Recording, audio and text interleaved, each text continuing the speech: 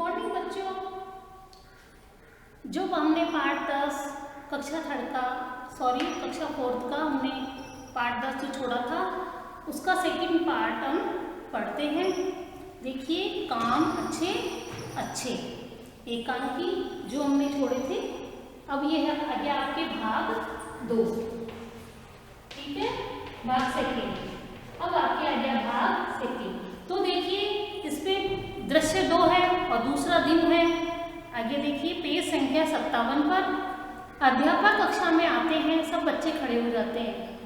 आप भी बच्चे सभी खड़े होते हैं ना, अध्यापक के आते हैं, अभिवादन करते हैं अध्यापक का।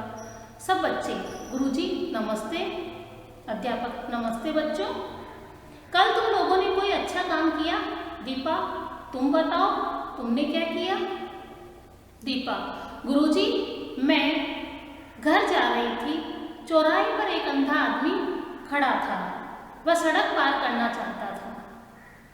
बहुत सी गाड़ियां तेजी से आ जा रही थी। मैंने उसे सड़क पार कराई। आपने देखा होगा शहरों के अंदर गाड़ियां इधर से उधर आती जाती रहती है, बड़ा कठिन होता है रास्ता पार करना। तो अंधे व्यक्ति को तो बहुत ही ज़्यादा होता है। तो दीपा ने क्या किया, अंधे व्यक्ति को सड़क पार करवाई। उसी प्रकार आपको भी ध्यान रखना चाहिए, कोई बूढ़े व्यक्ति हो उनसे नहीं चला जाता है फटाफट, या फिर कोई अंधे व्यक्ति हो तो उनको हमें सड़क पार करवा देनी चाहिए। अध्यापक, बताओ तुमने कैसे सड़क पार कराई। दीपा, मैं उस आदमी को लेकर जेब्रा क्रॉसिंग के पास खड़ी हो गई। जब लाल बत्ती जली तो मैंने उसे सड़क पार करा दी। वो आपने शहरों में देखा होगा ना, 4 बत्तियां चलती रहती है चौराहे पर और जेब्रा क्रॉसिंग जो होती है, तो फिर जो रास्ता होता है उससे हमें सड़क पार करानी होती है। ये ट्रैफिक के जो नियम है वो आपने पढ़े होंगे पिछली कक्षा में। अध्यापक, बहुत अच्छा। मयंक, तुम बताओ तुमने कोई अच्छा काम किया। मयंक, जी हाँ, कल जब मैं स्कूल से घर जा रहा था तो रास्ते में एक छोटी लड़की खड़ी रो रही थी। मैंने उससे उसका पता पूछा। उसे अपना पता नहीं मालूम था। छोटे बच्चे होते हैं, उन्हें नहीं मालूम होता है। कई बार जो समझदार माँ बाप होते हैं तो वो अपना पता, नाम वगैरह सब बच्चों को याद करवा देते हैं। लेकिन जो बिल्कुल बोल नहीं पाते हैं या फिर उन्हें समझदारी नहीं होती तो उन्हें मालूम नहीं होता है, और उसे पता मालूम नहीं था। फिर मैं उसे पुलिस स्टेशन छोड़ आया। भाई, पुलिस स्टेशन पर जब पेरेंट्स या माता पिता, मतलब कि माता पिता उन्हें जब ढूंढेंगे तो वो कहाँ जाएंगे, पुलिस स्टेशन जाएंगे।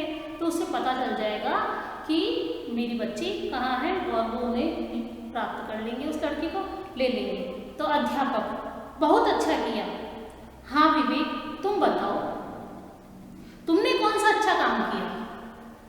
विवेक, जी छुट्टी के बाद मैं घर जाने के लिए अपना बस्ता संभाल रहा था।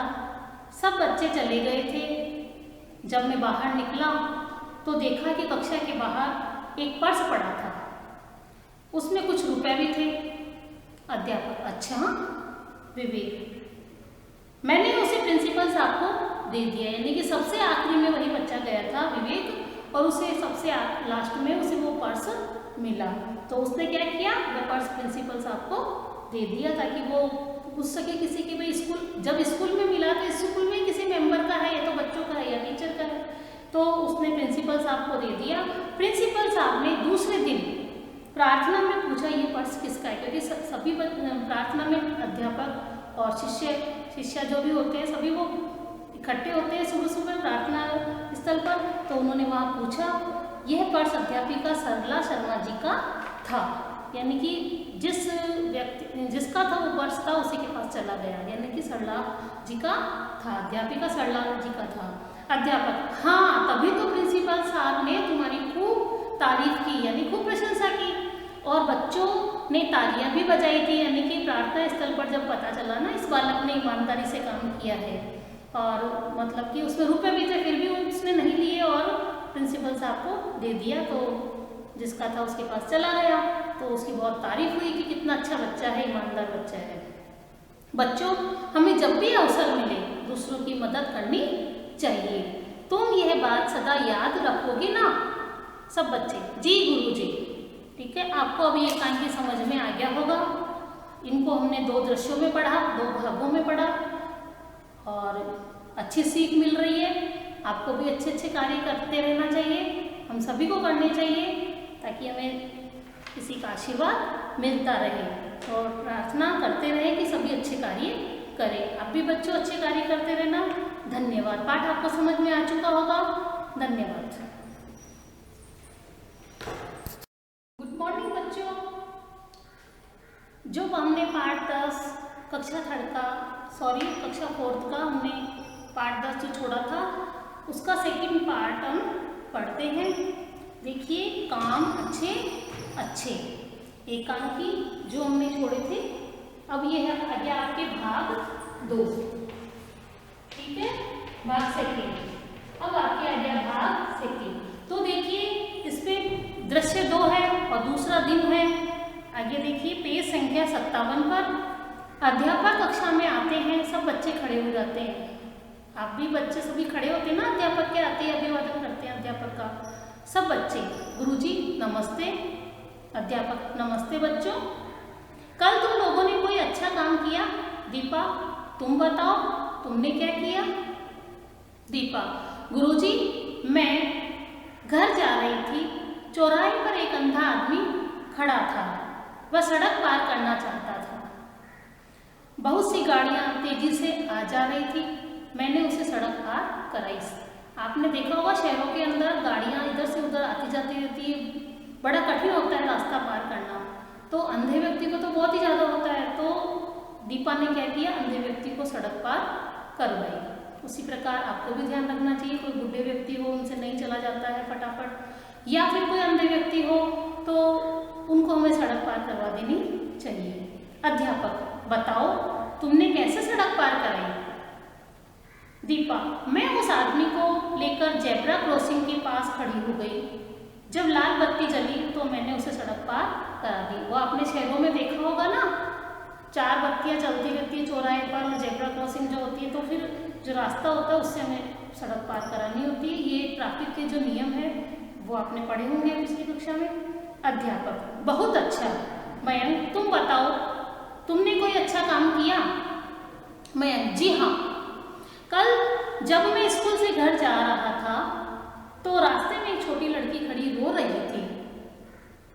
मैंने उससे उसका पता पूछा, उसे अपना पता नहीं मालूम था।